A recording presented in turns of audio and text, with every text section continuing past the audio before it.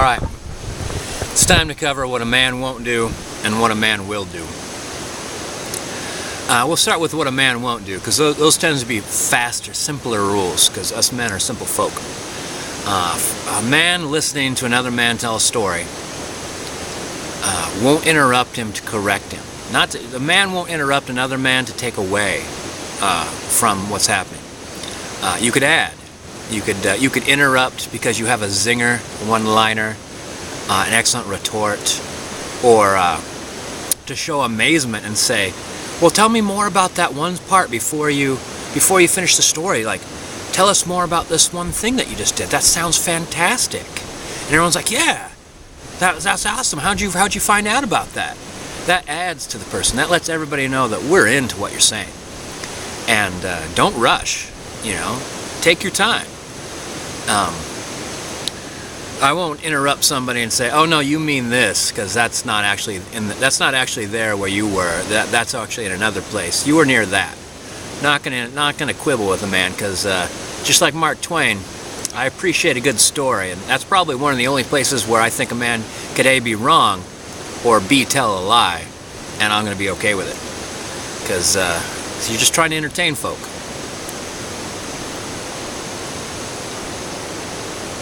Oh, it's not lying if you're entertaining. It's embellishing. All right, now here's what a man will do. Now I hear a lot of talk about this. So these rules, they're my rules. I don't expect anybody else to follow them. I don't care if they do or don't. But the rule on how much would you pay if your dog was sick or injured?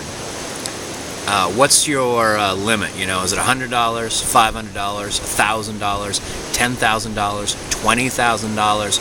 How much would you pay to save your dog's life? Now, this is like making the differentiating between your dog's sick and dying, as something that can't be cured, to your dog can be brought back into a pain-free, healthy existence. Generally, my rule of thumb is I try to imagine what the most amazing vacation for me, not like some sort of like I want to go to Mars vacation, like what could I pull off if I really put my mind to it, really sacrificed, work extra hours, didn't buy any frills, no more toys, actually maybe even sold off some things, saving up for this dream vacation, traveling around the world, let's say. I could afford that. Now put a price tag on that. It's pretty expensive. It'd be several years of saving up, a whole lot of years. I would spend that money on my dog. Every day I spend with my dog is like a vacation, even if I'm working, even if I can't really be around him, only for a couple hours in the morning, work all day, a couple hours in the evening, go to sleep, barely saw my dog. He was a joy to wake up with and walk with, and he is a joy to come home and feed and pet. And it's not wasteful, because for me it's what I live for. I live to